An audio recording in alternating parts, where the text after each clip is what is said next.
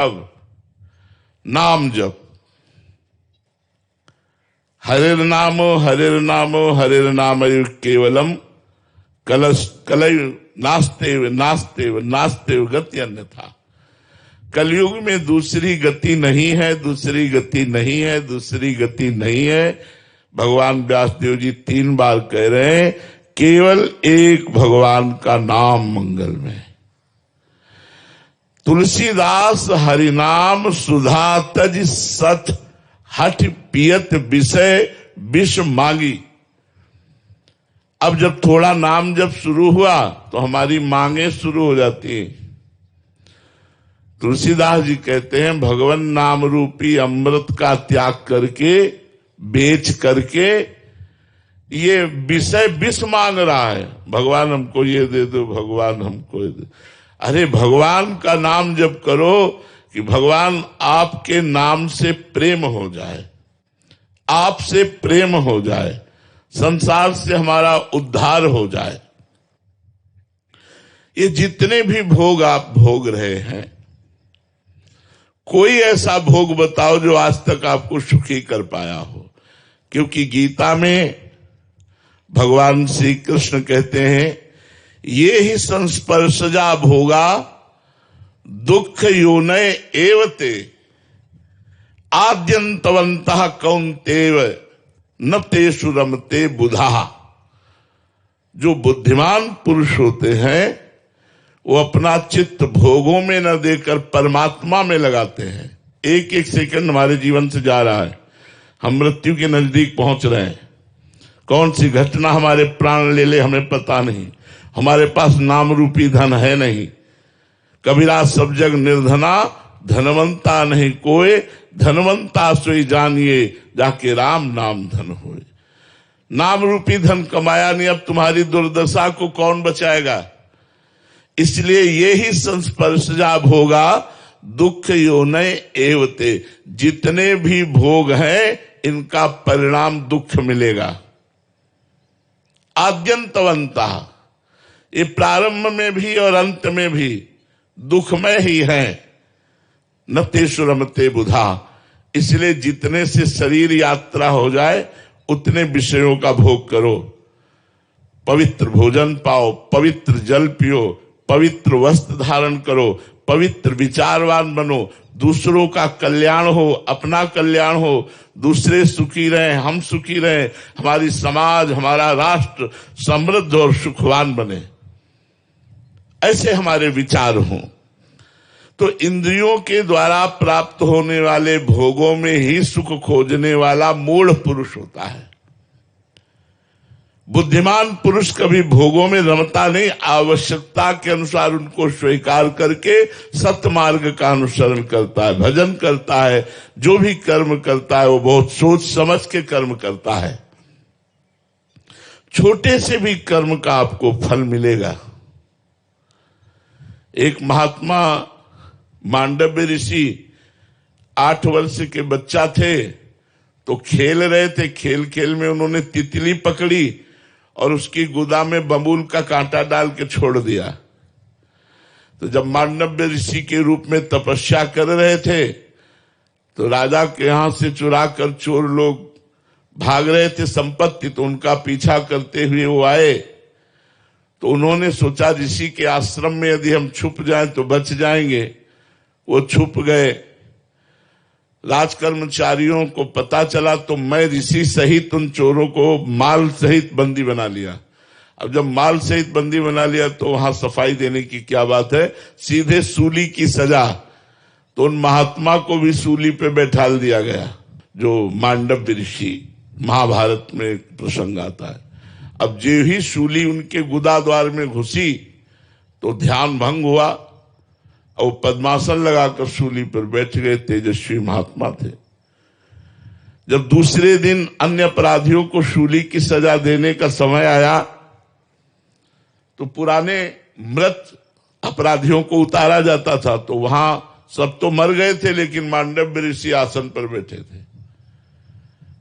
कांप गए राजा सहित सब, आकर चरणों में गिरे। मांडव्य ऋषि ने कहा, सूली हटा दो, हम तुम्हें दंड नहीं देंगे, हम यमराज को दंड देंगे जाके। उन्होंने, मुझे याद है जीवन में कोई पाप नहीं किया, फिर भी दंड क्यों दिया? शूली हटाई गई, हटी नहीं, काटी गई, तो उन्हें अणिमांडव्य ऋषि कहा गया। वो यमराज के पास गए और उन्होंने कहा, ये सूली मेरे क्यों घुसी, क्यों, कौन सा अपराध, मैं तो बचपन से तपस्या कर रहा हूं। तो उन्होंने दिखाया कि 8 वर्ष की अवस्था में आपने तितली की गुदा में बबूल का कांटा छोड़ दिया, उसके फलस्वरूप आज आपको सूली की सजा भोगनी पड़ी। आप समझ रहे हैं छोटे से भी कर्म का कितना बड़ा दंड मिलता है।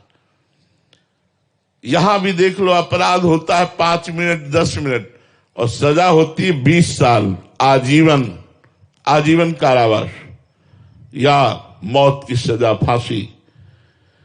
इसलिए बुद्धिमान बनो, भोगों की तरफ आकर्षित होकर नशा कर गंदे आचरण करके अपने जीवन को बर्बाद मत करो। बड़ा कीमती और देवताओं के लिए भी दुर्लभ ये मनुष्य देह है। भगवान ने संसार को दुखालयम कहा, यहां कभी कोई सुखी होकर गया ही नहीं। तो इसी से बचने के लिए तो सत्संग है, इसी से बचने के लिए तो भगवान नाम जप है कि मृत्यु से सब कोई डरा, मेरो मन आनंद, कब मरी हो कब भेटी हो पूरन परमानंद।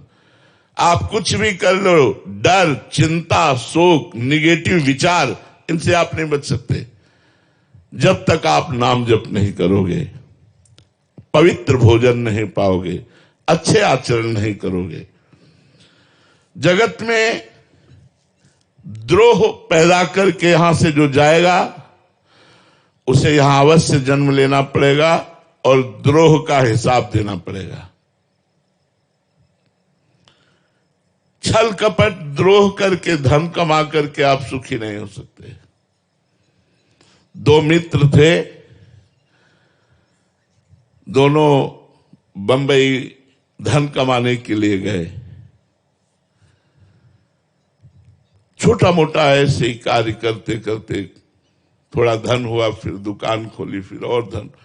एक समय आया दोनों ने मिलकर एक होटल खोला। बहुत पैसा एकत्रित होने लगा होटल से।